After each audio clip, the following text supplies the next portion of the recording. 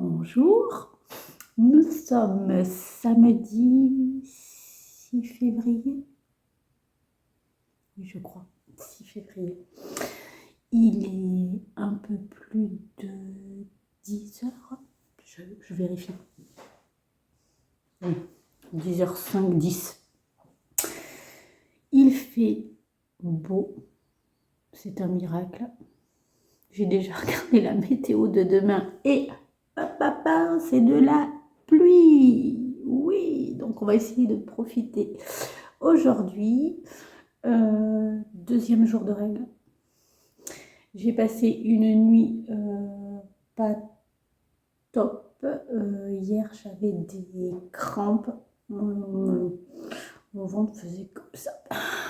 Un petit peu comme des contractions. C'était vraiment pas chouette. Ça faisait très longtemps que j'avais pas eu des douleurs ainsi, à me lever pendant la nuit, à descendre en canard, les escaliers, avoir des douleurs pour aller aux toilettes. Bref, la vie d'artiste. Là, je profite d'une accalmie. A priori, ça s'est calmé. Pour combien de temps? Je ne sais pas. Pour pouvoir venir vous parler avec les livres que j'ai lus, non, pas du tout, que j'ai picoré en janvier. Alors celui-ci, non, se résume à 3 livres. Oui, parce que janvier, donc charge mentale haute level. Voilà, essentiellement professionnel, mais pas que. Mais professionnel à haut niveau, car, enfin voilà. Les difficultés, toujours et encore, de la paysannerie et de vivre de la paysannerie. Voilà, de tenir dans cette société où il faut toujours et encore plus payer, répondre à des demandes administratives qui sont toujours plus exigeantes. Voilà, et tout ça, ça commence à me fatiguer et à m'épuiser. Alors que j'adore mon métier. Voilà, mais est-ce que je digresse là? Oui, non. De toute façon, moi j'ai toujours été transparente sur cette chaîne. Donc, il en sera toujours ainsi. Et puis, voilà, je vais vous partager un petit peu de contenu culturel. Mais j'avais aussi envie d'associer à ce qui se passe dans ma vie actuellement et dans ma tête. Voilà.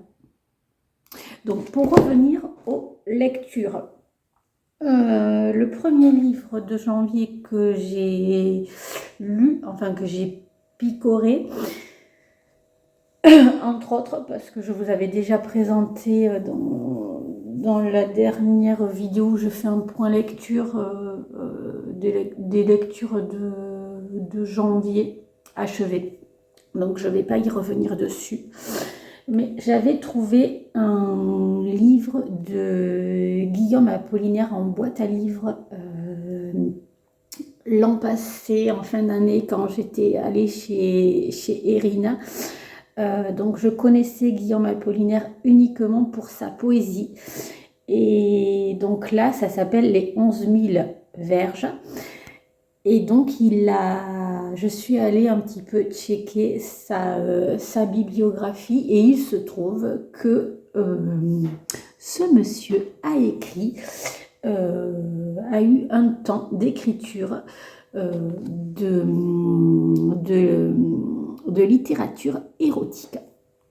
Donc, celui-ci est assez hard. Voilà. Moi qui lis les contes interdits, ben, je pense que voilà, c'était avant les contes interdits. Les contes interdits n'ont rien inventé. Si ce n'est que là, on n'est pas sur de la réécriture de contes. On va suivre un aristocrate. Alors, exactement, il me semble qu'il part... que je ne vous dise pas de bêtises, parce que donc c'est un livre que j'ai lu au début du mois de janvier, donc je retrace un petit peu. Alors, je vous lis la 4e de couverture, comme ça. Si je vous tenais dans un lit 20 fois de suite, je vous prouverai ma passion, que les 11 000 vierges, ou même les 11 000 verges me châtient si je mens. Tel est le serment que le prince Moni Vibescus a fait à Culculine d'Ancône. Alors, c'est lui qui s'est autoproclamé prince, hein, parce qu'il... en fait, il est fils d'un homme haut placé dans le fonctionnaire, en fait. Voilà, donc il n'a pas vraiment de statut en tant que tel de noble, mais lui s'est autoproclamé prince. Voilà, de Paris à Port-Arthur, en passant par Bucarest en speaking car sur les champs de bataille ou dans les bordels à la poursuite de la belle Culculine, le fougueux prince Moni va tenter de tenir parole. Il fallait bien l'humour raffiné d'un Apollinaire pour raconter cette histoire démesurément obscène. Donc on passe par tous les démences que l'on peut trouver dans la sexualité. Alors, c'est une expérience de lecture que je n'ai pas terminée, puisque le roman fait 127 pages et que je me suis arrêtée au chapitre 7 à la page 87. Je pense que je le reprendrai. C'est simplement que voilà, je suis actuellement pas dans un esprit de lecture et même si je lis un livre, parce que donc j'ai lu tout cela en moins de 24 heures, et puis je l'ai posé et je l'ai pas repris, et j'ai eu une non-envie de lecture pendant plusieurs jours, et c'était ainsi. Voilà, et on est OK avec ça. Donc voilà, mais honnêtement, j'aime bien cette idée de découvrir qu'un auteur tel que Guillaume Apollinaire a fait des choses comme ça. Voilà, je trouve ça extrêmement intéressant, même si c'est vraiment pas un livre à mettre entre les mains de tout le monde. Voilà, sachant que, je rappelle, je l'ai trouvé en boîte à livres. Voilà. Après, donc, pareil, j'ai pris un autre livre que je voulais lire depuis extrêmement longtemps, d'une autrice que j'apprécie beaucoup et dont j'ai déjà lu beaucoup d'ouvrages. Pareil, j'ai bingé la moitié du livre, je crois, en une soirée, et puis je l'ai posé et je ne l'ai pas repris, alors que je suis extrêmement bien dans cette lecture. Mais voilà, toujours pareil, état d'esprit. Me voici. Donc, il s'agit de Le pays des autres de Leila Slimani.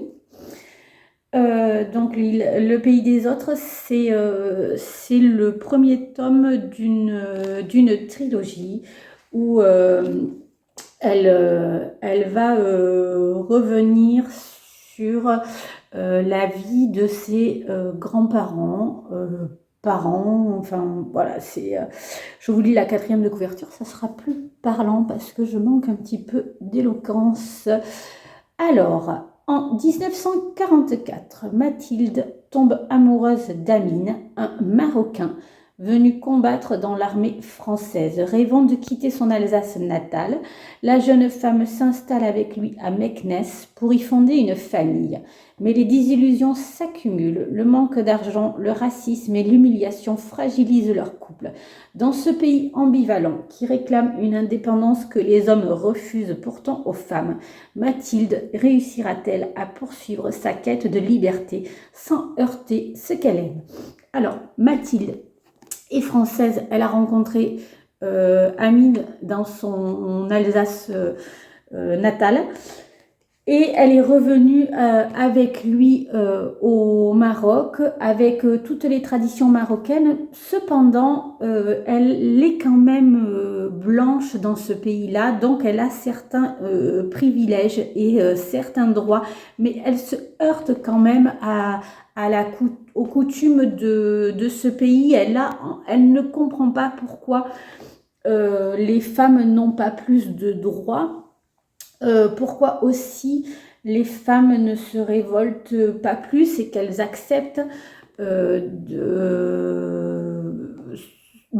peu qu'on leur donne et qu'elles se cantonnent à leurs tâches, qu'elles se cantonnent à la maison, qu'elles élèvent leurs filles de la même façon en les privant de tout ce qu'elles pourraient recevoir avec une éducation.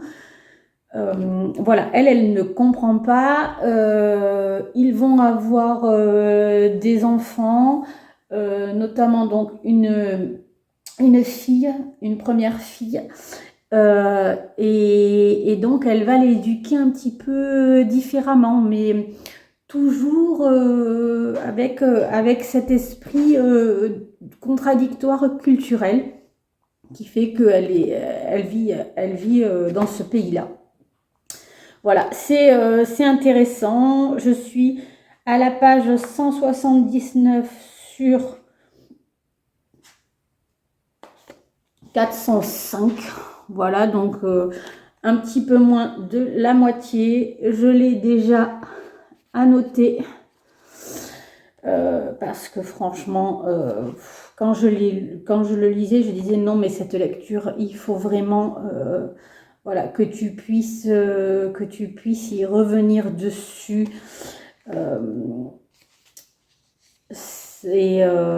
Culturellement, je trouve que c'est un témoignage assez intéressant et je pense que Leïla Slimani, donc je suis qu'au début, hein, je sais pas ce qu'il se trouve dans les autres, mais je pense que elle retrace quand même quelque chose d'intéressant et voilà, bon, même si je savais déjà, enfin voilà, j'avais déjà quelques brives de ce qui pouvait être de ces situations-là, de ces mariages mixtes culturellement.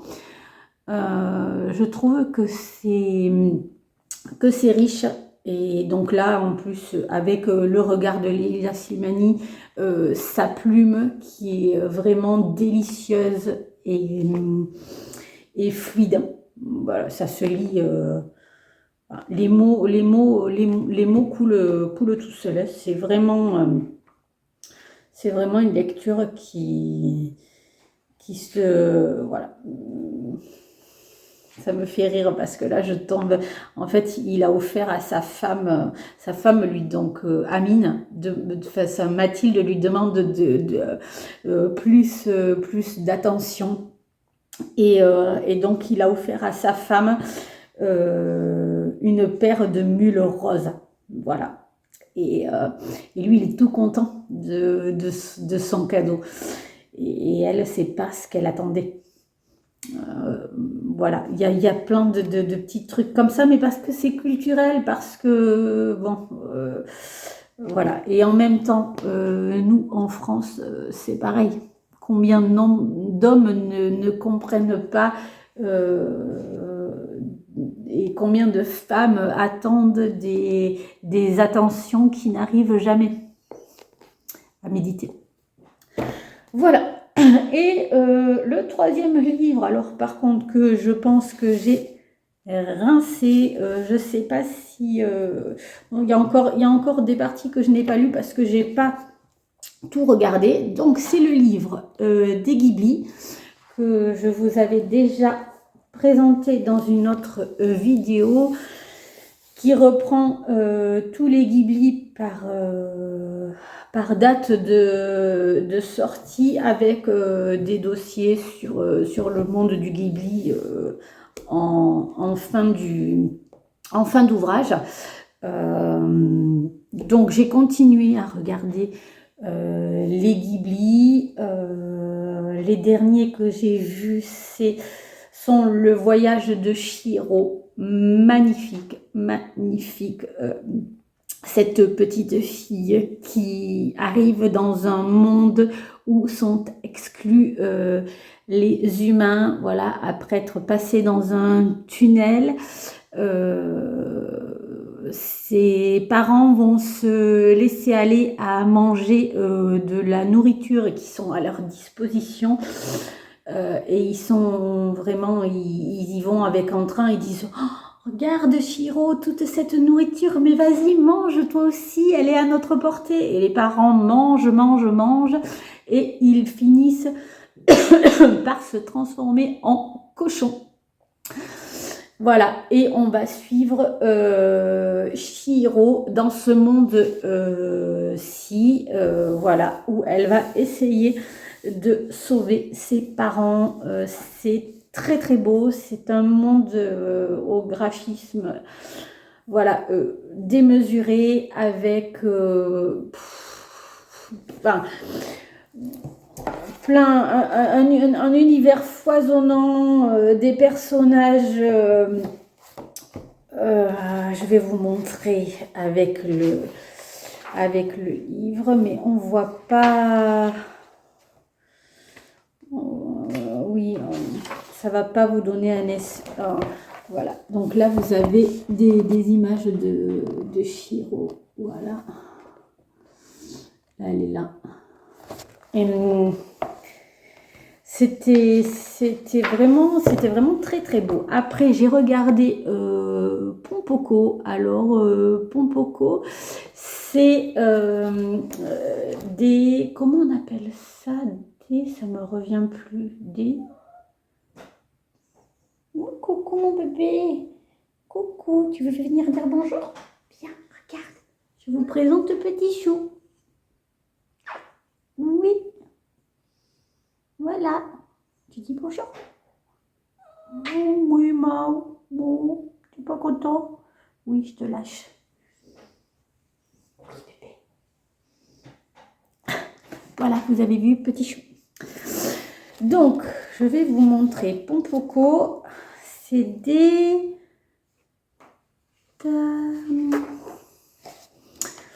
Alors, je vais vous retrouver pour vous montrer. Parce qu'alors là, ça ne me revient pas. Et quand ça ne me revient pas, c'est pas la peine.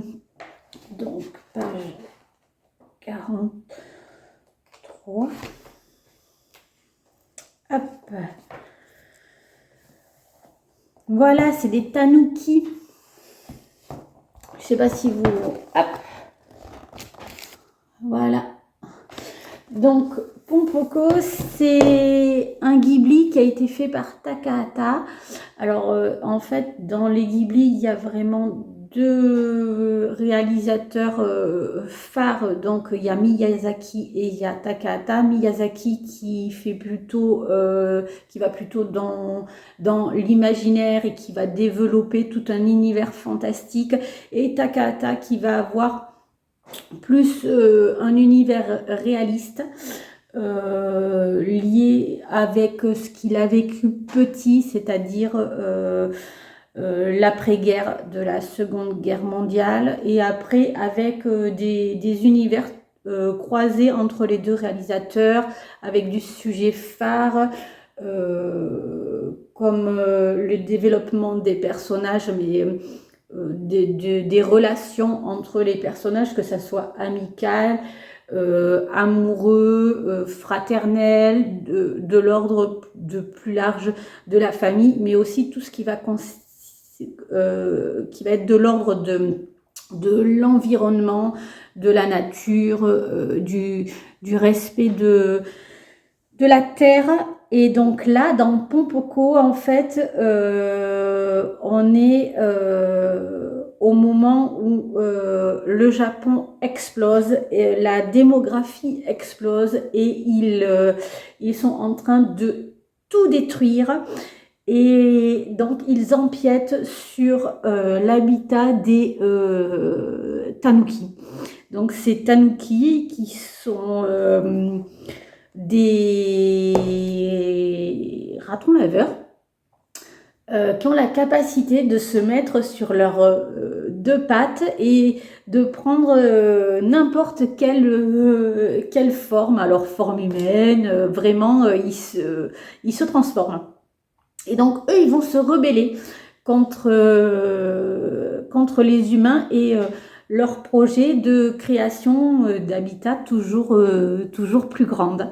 C'était chouette. Franchement, c'était sympa. Moi, j'ai bien aimé passer ce moment avec ces Tanuki. Voilà, après j'ai regardé Je peux entendre l'océan, donc c'est un Ghibli des années 90 et là on va revenir sur c'est tout simple en fait, c'est une relation entre un jeune homme, une jeune femme qui sont au lycée. Et on va parler du divorce et de comment ces jeunes gens se sentent dans ces situations familiales-là. Donc voilà, c'est vraiment un peu une introspection familiale. C'était tout doux et voilà, ça met en exergue ce sujet-là.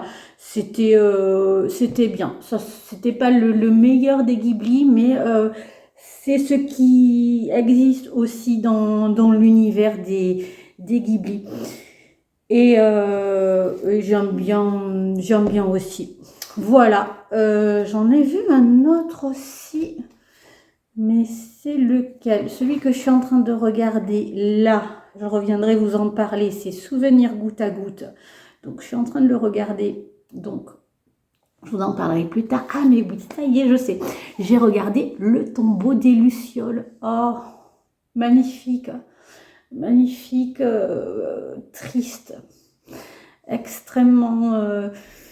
triste. On va être pendant la guerre, pendant les bombardements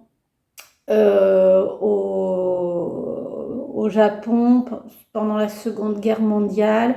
On va suivre un frère et une sœur.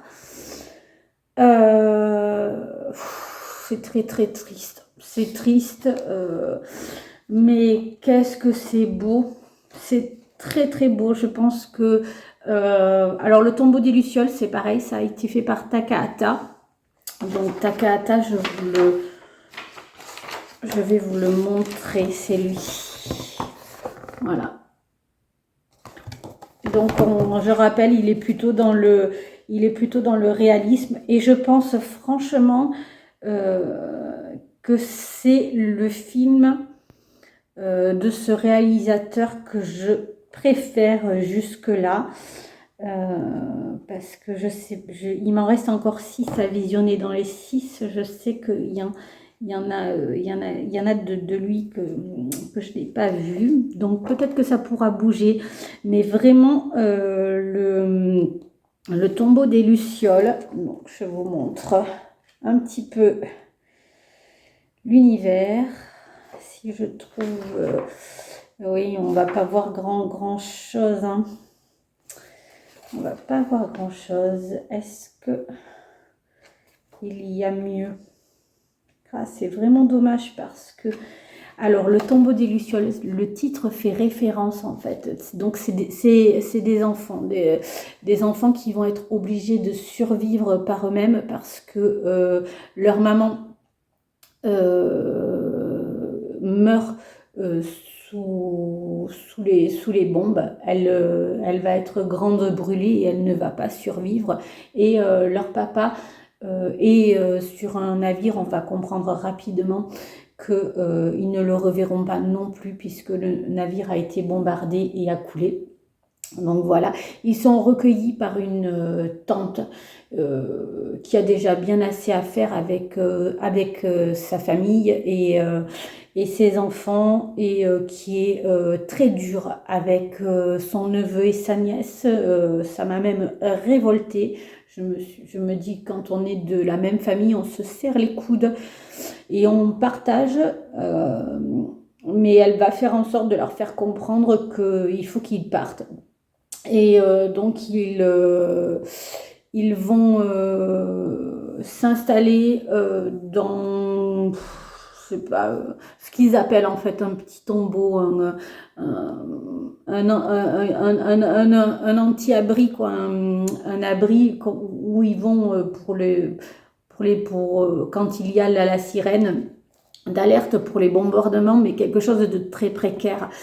Et le grand frère va mettre dans un bocal des lucioles et ils vont être dans cet abri et il va laisser s'envoler les lucioles et donc on voit toutes les lucioles éclairer l'abri, donc le tombeau, et ce qui donne lieu au titre, le tombeau des lucioles. Et c'est magnifique, c'est merveilleux. Alors là, par exemple, ici, là, je ne sais pas si vous voyez, mais sur cette petite vignette-là, voilà. Là, ça fait référence au tombeau des lucioles. Et là, les deux personnages, en fait, sont en train de ramasser les lucioles. Voilà. Mais donc, je vous conseille énormément ce Ghibli. Mais attention, il est vraiment très, très triste. Mais en même temps... très beau. Voilà pour le peu de lecture que j'ai fait en janvier. La semaine dernière, avec les filles, on est allé sur Bordeaux et on est allé à la librairie Mola. Je n'avais jamais été. C'est grandiose. Il y a des livres partout, du sol au plafond. On ne sait plus où donner de la tête. Il y a pléthore de pièces en fonction des thématiques littéraires. J'ai en ce moment alors je pense que c'est dû à l'univers des Ghibli, hein. J'ai une appétence pour la culture du Japon et j'ai envie d'en savoir plus. Voilà, j'ai consommé beaucoup de vidéos sur le Japon et j'avais envie de me trouver de la littérature japonaise et aussi un livre qui retrace l'histoire du Japon, mais quelque chose quand même d'assez digeste. Alors, j'ai pas trouvé sur l'histoire du Japon. J'ai trouvé des choses qui étaient quand même assez complexes ou assez précises, voilà, mais je voudrais quand même quelque chose d'abordable qui me permette un petit peu de retracer l'histoire du Japon de manière assez simplifiée pour pouvoir après aller ensuite trouver et faire les recherches plus approfondies sur ce que je souhaite approfondir. Voilà. Mais ils avaient quand même un petit rayon sur la fiction japonaise. Alors c'était pas non plus voilà, il n'y avait pas très grand choix. Il y avait déjà des livres, des œuvres que je connaissais, donc voilà, ça ne m'intéressait pas, avec des auteurs phares.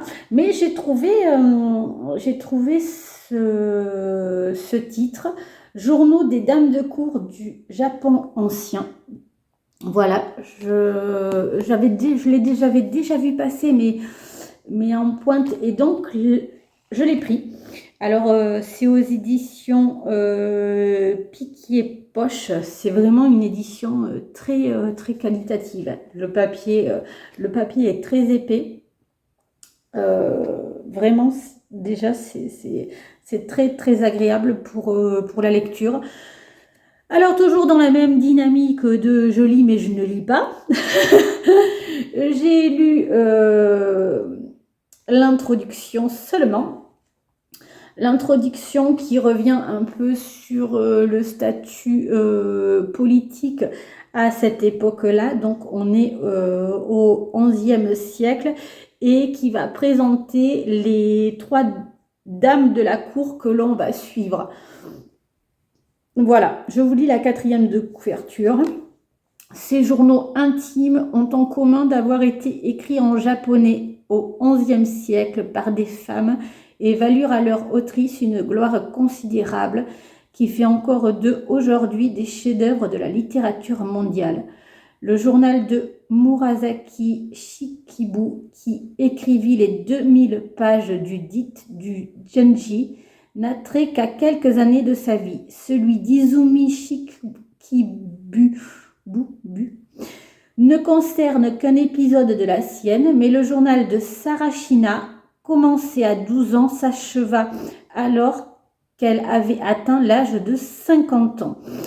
Croquis d'éphémères plaisirs du temps qui passe, description de livres lus, d'endroits visités, de souvenirs, de rêves et de soliloques sur la vie et sur la mort qui versent au cœur du lecteur un émerveillement sans cesse renouvelé devant ce monde de poésie et de raffinement singulièrement émouvant.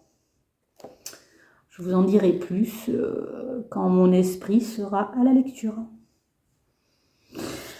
Sur ce, je vous reprends plus tard. Je vais m'atteler à des tâches ménagères. Ma passion. Non, pas vraiment. Mais bon, j'ai pas le choix. J'ai dit que je le faisais, donc je me suis engagée. Non. Non. Voilà. Et c'est... Toujours rien. Et cet après-midi, j'ai mon rendez-vous annuel avec ma somatothérapeute. Voilà. Je reviendrai peut-être vous faire un petit point après. Ça va me faire beaucoup de bien. J'en ai vraiment besoin. Je ne suis pas allée à mon rendez-vous de janvier. Je l'ai annulé pour causes diverses et notamment financières, mais je le regrette beaucoup parce que, in fine, ça aurait quand même pu se caler. Voilà, et j'aurais fait autrement. Donc, je ne le referai plus parce que, voilà, il y en a besoin. Et il faut prendre du temps pour soi et s'occuper de ce qui se passe là-dedans. Sur ce, je vous fais un très gros bisou et on se reprend plus tard.